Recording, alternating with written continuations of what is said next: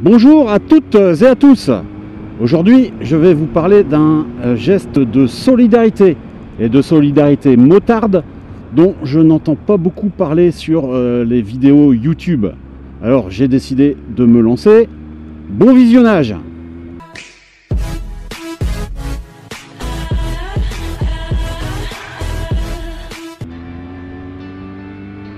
Autant vous prévenir tout de suite, je ne vais pas parler du signe V que les motards se font en général quand ils se croisent, même si j'y suis attaché.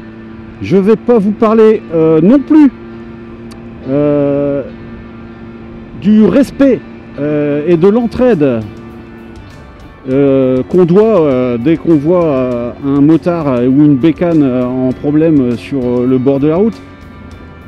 Je ne vais pas non plus essayer de savoir si vous êtes un bon motard ou un mauvais motard en parlant de votre bande de peur, donc les traces d'usure sur votre pneu arrière qui permettent de voir si vous penchez votre moto dans les virages. Et pareil, je ne vais pas parler de votre équipement qui doit vous protéger. Pourtant, je vais vous parler d'un sujet qui risque malheureusement de vous concerner, vous ou votre entourage. Vous savez que, vous savez peut-être pas, mais en tout cas en France, il y a environ 12 000 motards qui sont accidentés chaque année. Et parmi ces motards accidentés, il y en a une certaine quantité qui va se retrouver à l'hôpital, fracassé, fracturé de partout, et qui va avoir besoin de recevoir du sang.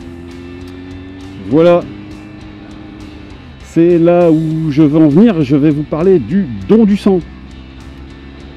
Alors le don du sang, oui, c'est un geste de solidarité, et puis c'est un geste vachement concret, vachement relié au réel.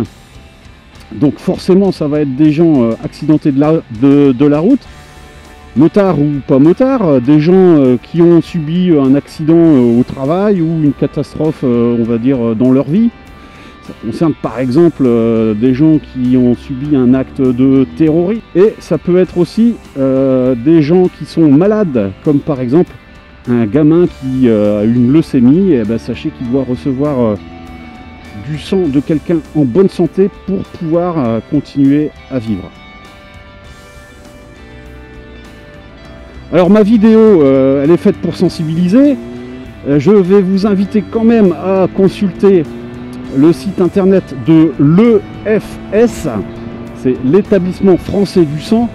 Vous trouverez des infos bien plus précises et plus complètes. Donc n'hésitez pas à aller regarder sur le site.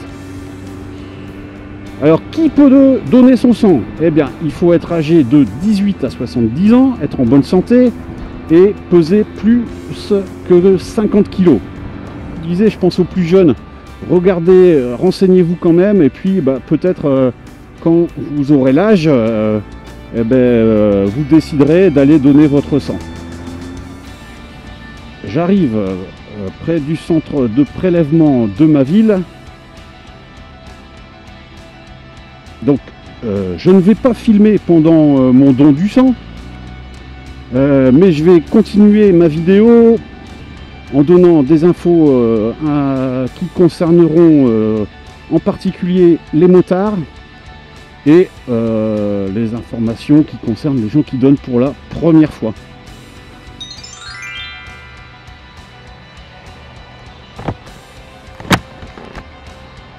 Alors voilà, j'ai donné mon sang, ça s'est très bien passé.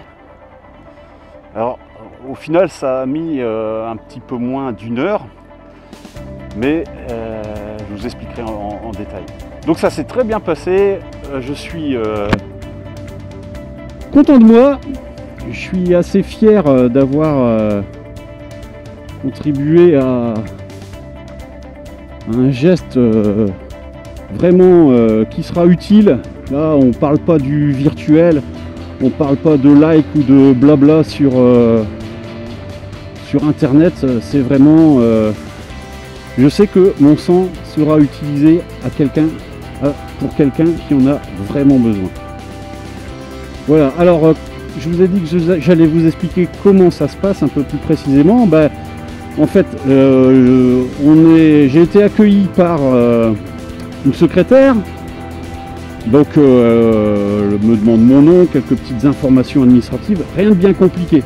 Si c'est la première fois que vous donnez, venez avec une pièce d'identité peut-être, mais pas besoin de venir avec votre carte vitale ou votre carnet de santé, vous n'avez pas besoin de ça. Par contre, j'en parle tout de suite, ayez déjeuné ou mangé normalement, faites pas l'erreur, faites pas l'erreur de venir à jeun, hein, c'est pas comme quand vous venez faire une prise de sang pour une analyse, il faut avoir bien mangé, être en forme et être en bonne santé. Hop là, allez, je grillerai pas le deuxième. Donc être en forme, être en bonne santé, pour que votre sang puisse être utilisé au mieux. Donc la secrétaire me donne un petit questionnaire à remplir.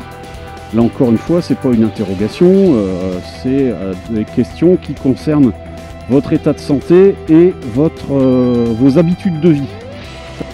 Voilà, donc ensuite on passe en entretien avec un médecin. Donc c'est confidentiel, les réponses aux questionnaires sont confidentielles. Là aussi, il n'y a pas de bonne réponse ou de mauvaise réponse. Vous allez voir avec lui et puis il va vous peut-être demander quelques précisions si vous n'avez pas répondu comme il faut.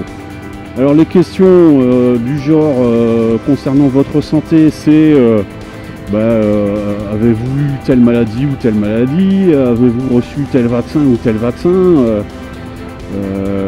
Est-ce que vous avez vous-même déjà reçu du sang ou avez été hospitalisé? Après, des questions qui concernent vos habitudes de vie, notamment les voyages. Est-ce que vous avez été déjà à l'étranger? Après, c'est vos habitudes de couple, vos habitudes sexuelles. Est-ce que vous êtes tatoué depuis combien de temps, etc., etc. Bon bref, tout ça c'est pour voir si le don peut effectivement se faire. Moi c'était ok, et puis donc j'ai continué. Alors grosso modo le questionnaire, si vous allez sur le site EFS, vous allez voir les questions qui sont posées. Ça permet de savoir tout de suite si c'est utile que vous y alliez. À la limite, si vous avez reçu un tatouage depuis moins de 4 mois, je crois, malheureusement, on ne peut pas recevoir votre don. On considère qu'il y a un risque, donc ils ne vont pas prélever votre sang. Donc, c'est un petit truc, ça serait bête de prévoir d'aller donner son sang et puis de se rendre compte, une fois que l'affaire est déjà bien engagée, que c'est pas possible. Pour moi c'était ok, j'ai continué, j'ai été pris en charge par une infirmière. Alors au passage, les infirmières et tout le personnel féminin que j'ai croisé étaient vraiment très gentils, sympathiques. Même le médecin qui était un homme, il était vachement sympa. Donc on sent bien que c'est des gens professionnels, formés. Les infirmières, c'est des infirmières diplômées d'État. C'est pas des stagiaires ou des gens qui apprennent à piquer, c'est vraiment des pros. Et en plus, je dois le dire, mesdames, félicitations, vous étiez vraiment toutes canon. Donc au centre de prélèvement de Valenciennes, sachez-le, les dames qui travaillent là sont vraiment très très jolies. Ça ne gâche en rien et puis ça fera peut-être venir un petit peu plus de clients. L'infirmière, pour revenir à l'infirmière, elle fait une petite analyse de mon sang rapidement pour voir, je crois, mon taux d'hémoglobine, pour savoir si je suis pas en anémie, parce que quelqu'un qui n'aurait pas, grosso modo, suffisamment de fer dans le sang, qui risquerait d'être un petit peu fatigué, eh ben, on va lui dire tout de suite, ah bah non monsieur, on continue pas le prélèvement, ça s'arrête là. Alors si ça s'arrête, ben c'est pas grave, on ne vous juge pas ou quoi que ce soit, hein. Au contraire, déjà ça sera intéressant. Ah mince, je ne connais plus la route.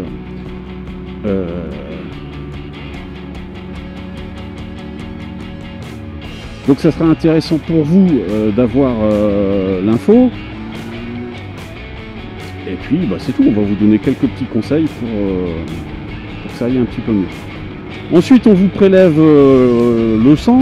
Alors ça ne fait pas mal, vous vous sentez pas vidé de votre sang, hein, ça dure à peu près une petite dizaine de minutes.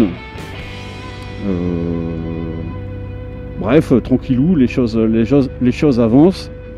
Ensuite vous êtes invité à prendre une petite collation, donc boire un petit peu et puis manger si vous le souhaitez.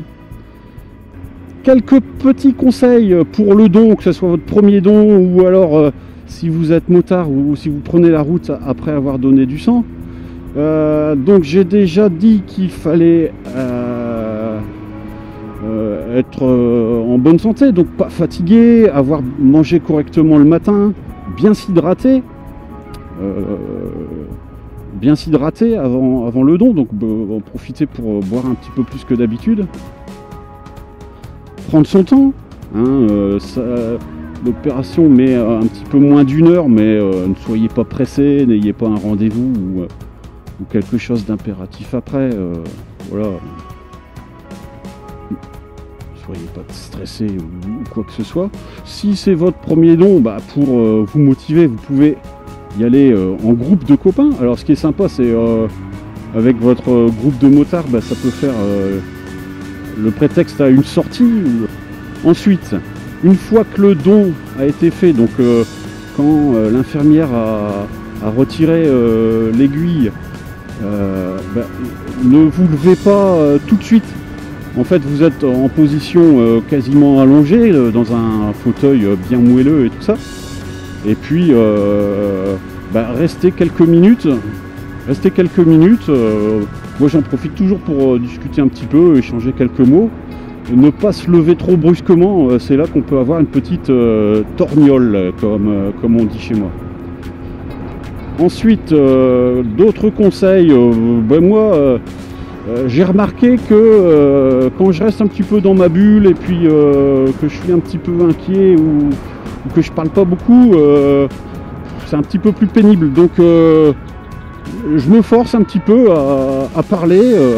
Alors c'est d'autant plus sympathique que les gens qui s'occupent de vous sont sympathiques eux-mêmes.